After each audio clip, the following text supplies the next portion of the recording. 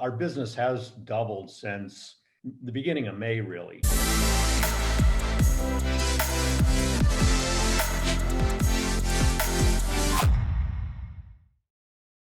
Chuck and his team have recently published the Loyalty Trends Report for 2021. It's actually 6 key items that that would inform loyalty programs over the coming year or two. And some of these, I'm going to say upfront, are kind of obvious but good to articulate.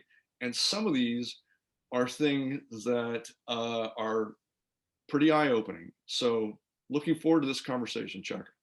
No, it's my pleasure. Our team had a great time putting the list together, and it was hard to filter through all the noise that took place in 2021 because of the unfortunate situation with COVID. But I think we really have zeroed in on the fundamental things that brands will be working on in 2021, and many of them have been in process for a while, but they'll accelerate. So I notice you haven't used the word coalition in how we're describing this kind of broadening network effect. And there may be good reason for that. But, it has that word, that term is kind of broadly defined, but here in the U.S. hasn't met with much success. I think it's a different story in Europe and maybe in other markets where you operate. But do you find resistance to the term or the concept of coalition loyalty beyond the borders of the U.S.? Well, I mean, coalitions have been very successful in countries like Canada, the UK, South Africa. And so, the basic definition of a coalition is that multiple brands collaborate together to let, the customers typically earn a single loyalty currency.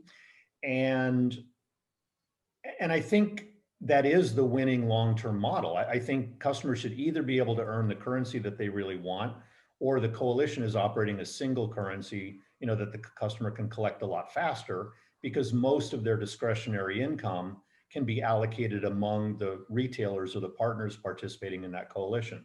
The problem with the historic model was that there were typically intermediaries, typically marketing and technology companies that were operating the coalition on behalf of participating brands. Right. And the intermediaries were just taking way too much of the value out of the ecosystem. So I think coalition has negative connotations, but I think the model itself is the winning model. You just need a thin layer of technology that allows these brands to collaborate with each other at low cost, largely as peers in a more open loyalty network, or a marketplace for that matter.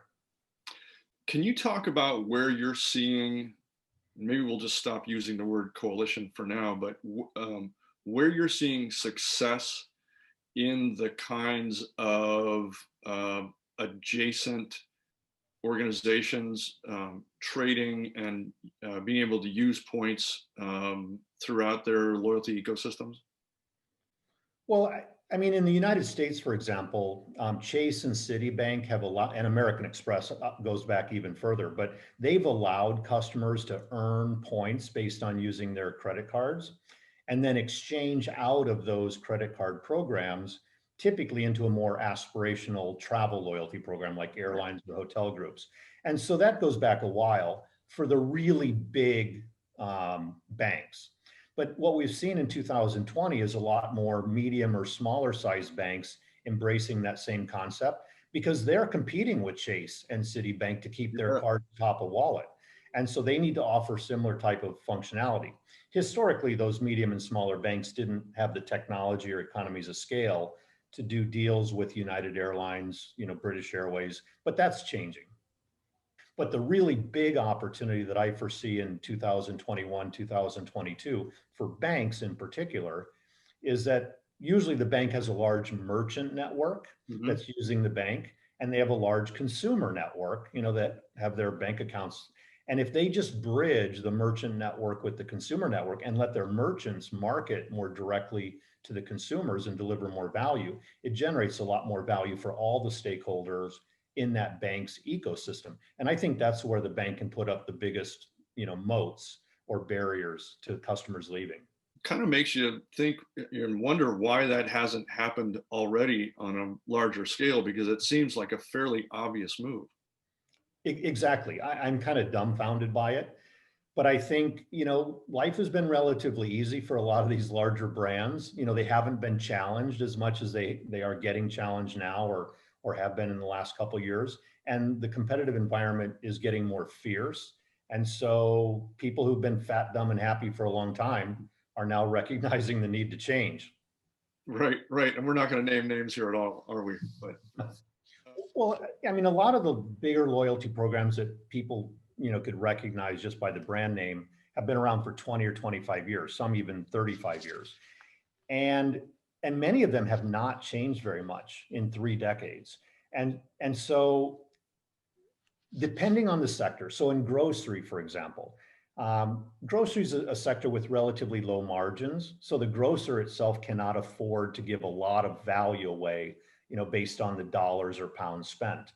Um, but I think there's a greater opportunity for them to dynamically calculate how many points a customer should get based on the margin of the individual products offered. So rather than just giving blanket 1% across the board, they might give 2 or 3% to incentivize the sale of higher margin goods, and right. maybe only 1/4% or 1/2% on potatoes and broccoli.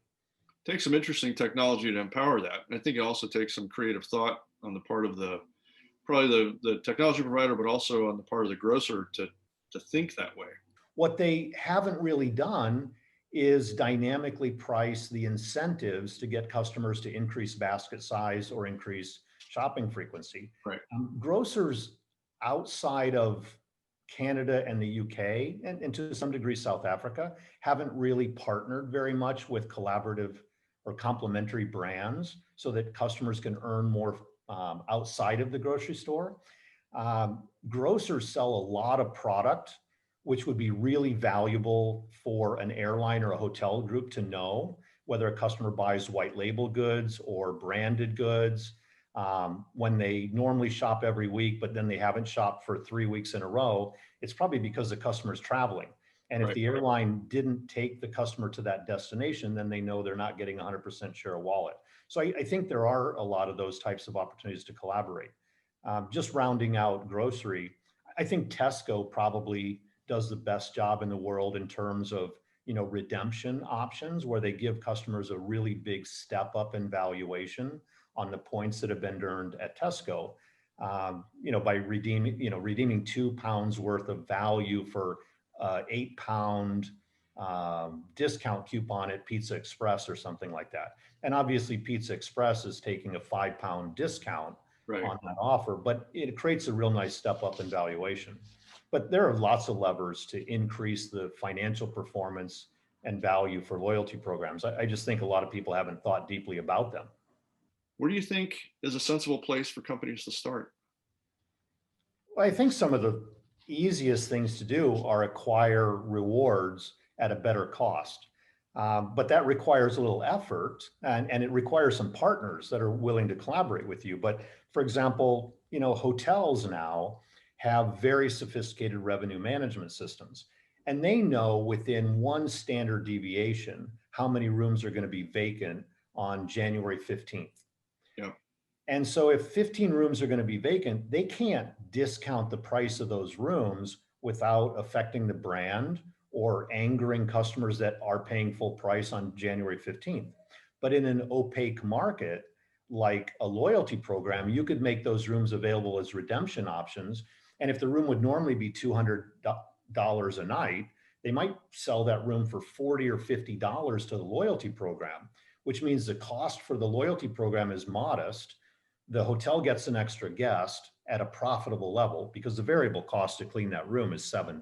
Right. It's nothing. And and the customer sees a huge step up in perceived value.